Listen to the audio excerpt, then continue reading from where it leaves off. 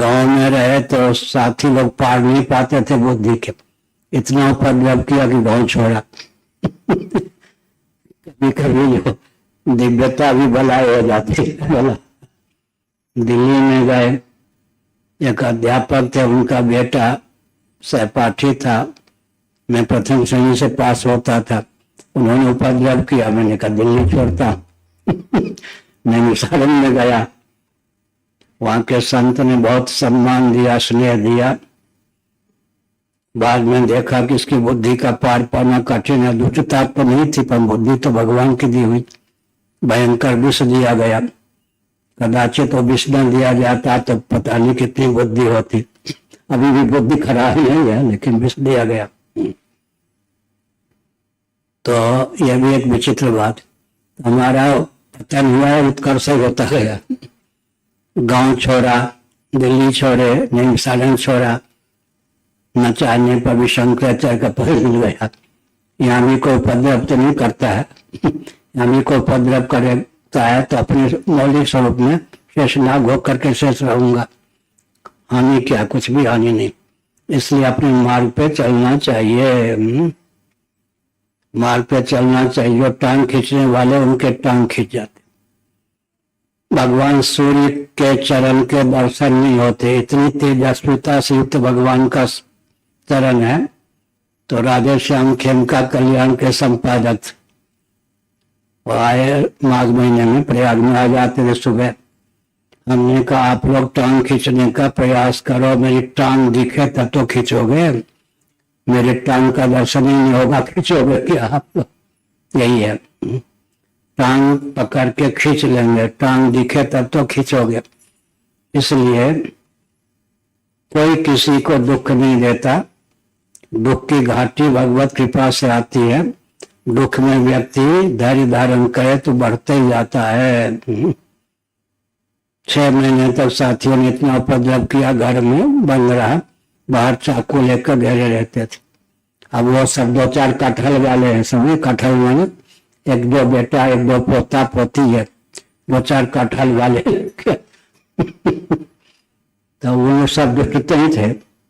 दुष्टता भगवान इसलिए कराई कि हमें गांव छोड़ने के लिए विवश होना पड़ा, दिल्ली छोड़ने के लिए विवश होना पड़ा, निमसारण छोड़ने के लिए विवश होना पड़ा।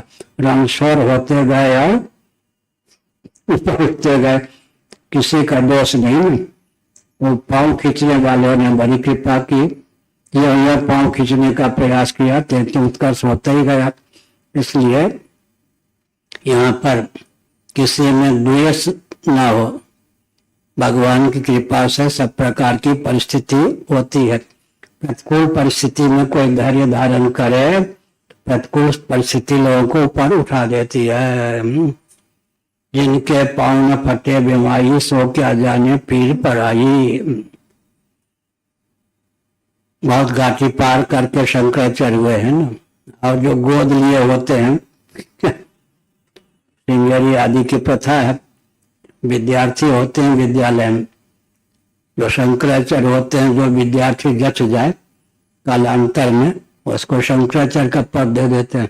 अच्छी बात, वो लोग संस्कृत बोल लेते हैं, वेद पाठ कर लेते हैं, लेकिन जिनके पांव न फटी बीमारी, संत होने पर क्या कष्ट होता है। भिक्षा मांगने जाए तो कैसा अपमान होता है, क्या फटे पुराने कपड़े में हो तो कैसा तिरस्कार होता है। वो तो कुछ पता नहीं होता, व्यवहार का भी ज्ञान नहीं होता। वो गौरी शंकर इत्यादि जो राय देता है उसी के अनुसार चलना पड़ता है उनको। तो निंदा में तात्पर्य नहीं है। इसलिए इन सब घाटियों को पार करने के बाद व्यक्ति गरीबी क्या चीज है, भूख क्या चीज है, प्यास क्या चीज है, इसको समझता है। वैष्णव जन तो तेने कहिए जो पीर पर आई जाने रे।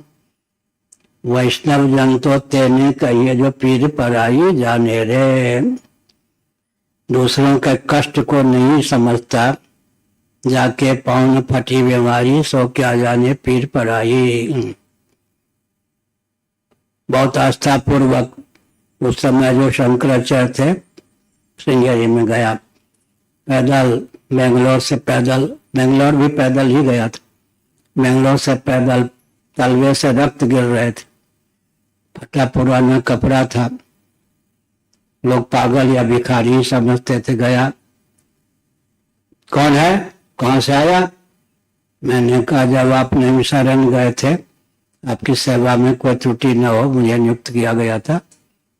पैदल चलते चलते श्रृंगेरी में चैतन्य नामा ब्रह्मचारी हूँ, मूल उद्गम स्थान गुरुस्थान श्रृंगेरी है, इसलिए आया।